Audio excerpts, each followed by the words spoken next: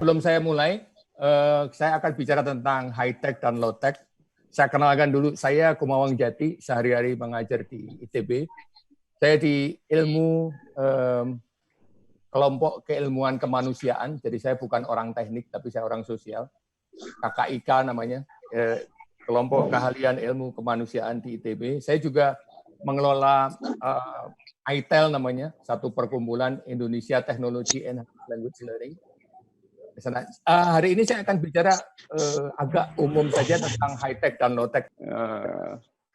Ini menu yang akan saya sampaikan dalam waktu 10 menit, semoga keburu. Ada introduction, online face-to-face, synchronous sama asynchronous, COVID-19 ke student environment, dan reflection question. Akan sangat pendek dan kompak saja.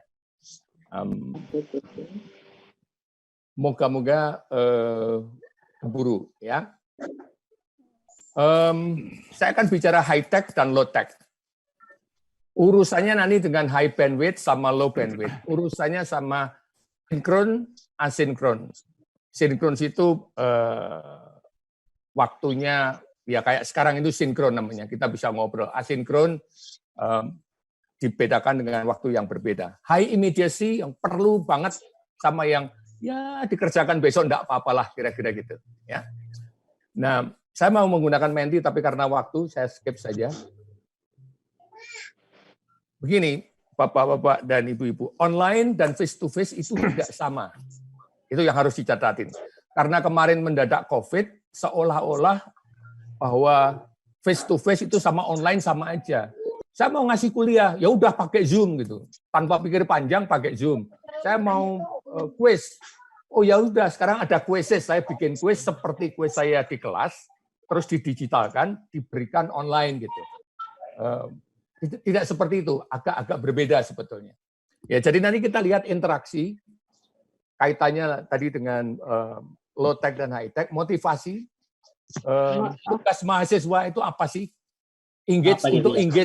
Engage mahasiswa seperti apa, lalu kita memberikan umpan balik atau feedback seperti apa. Areanya itu dilihat dari kacamata low-tech dan high-tech tadi. Jadi synchronous itu real time seperti Zoom sekarang. Asynchronous itu separate by time. Kalau saya ngasih quiz sekarang, nanti ngerjakannya besok juga enggak apa-apa gitu. Tidak harus immediate. Ya, kalau seperti Mentimeter tadi itu termasuk synchronous. Ya sekarang harus dijawab gitu. Tidak bisa besok-besok. Ya. Nah, kalau kita ngomong synchronous seperti sekarang memerlukan high bandwidth, memerlukan high immediacy. Bandwidth-nya mahal, bandwidth-nya perlu yang bagus gitu. Itu untuk video conference, audio conference, dan webinar. Jadi kalau di kampusnya atau mahasiswanya kebanyakan dari daerah, ya jangan menggunakan video conference. Google Form-nya. Jangan menggunakan yang high bandwidth dan high immediacy, nggak akan jalan. Contohnya Zoom, ada Skype, ada Webex, ada Google Hangout, ada StreamYard, ada Live Facebook, dan seterusnya. Ya, jadi mohon dipertimbangkan. Mungkin rancangannya bagus, tapi pasti tidak akan jalan, gitu ya, karena high bandwidth, high immediacy, walaupun memang ya bagus. Gitu. Nah, ini karena pakai Zoom meeting, jadi suara anak nangis juga masuk. Kita lanjut ya. Ya, synchronous sama ada ayam berkokok, low bandwidth sama low immediacy. Jadi tetap waktu yang sama bebarengan, tapi bandwidth-nya tidak memerlukan sinyal yang sangat kuat gitu.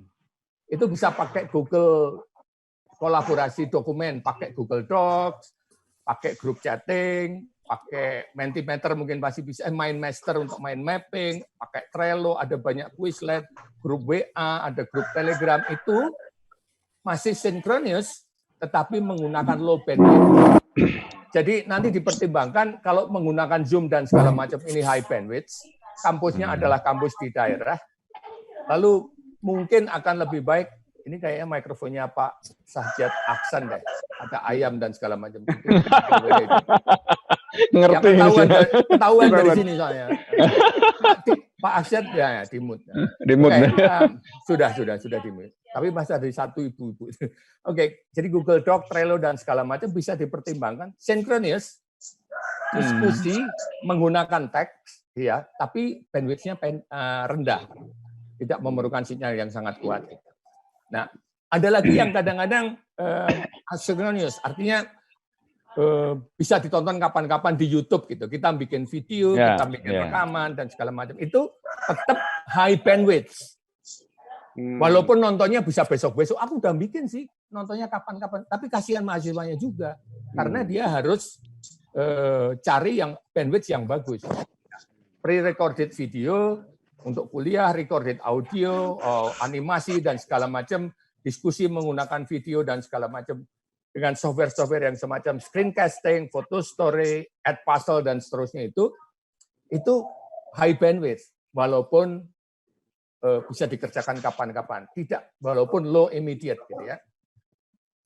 Nah, sekarang yang low bandwidth, low immediacy, ada discussion board, text images, text images dan email. Ini kebanyakan teman-teman sedikit perlu latihan khusus kayaknya. Gimana sih diskusi board menggunakan Padlet, menggunakan blog, menggunakan mailing list, apa yang harus dilakukan dan segala macam. Karena untuk daerah tertentu, sinyal yang tidak terlalu kuat, ini low bandwidth, low immediacy, bisa dilakukan, gitu ya. Jadi perlu dipertimbangkan. Karena menurut saya ini yang harus dipertimbangkan sebelum kita menentukan mau pakai Moodle atau mau pakai apapun gitu. Karena itunya bagus tapi nggak bisa diakses ya susah gitu.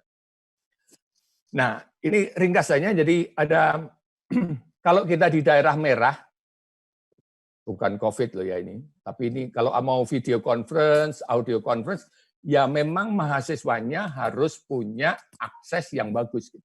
Ya. Kalau mau ada recorded video di situ, ada harus nonton kuliah dan segala macam, oke sih, asinkronis sih, tapi tetap memerlukan bandwidth yang tinggi.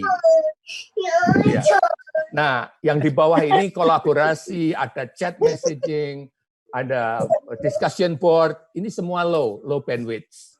Ya, ini mungkin bisa menjadi alternatif. Atau yang di sini sedikit, banyaknya di sini, di bawah. Kalau yang di atas banyak, ya kasihan mahasiswanya. Gitu ya. Apalagi sekarang ada COVID-19. Bapak Ibu bisa bayangkan. Student staying at home, dia itu di rumah.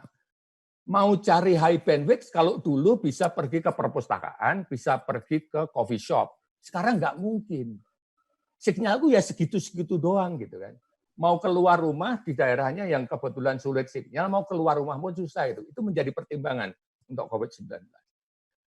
Tidak bisa juga face-to-face discussion, nggak bisa. Karena mahasiswanya nggak boleh keluar rumah. Jadi mohon dipertimbangkan juga pada COVID ini, situasi-situasi ini. Jadi tugas kita itu kan sebetulnya online learning yang seperti apa kalau melihat suasana seperti itu. Gitu.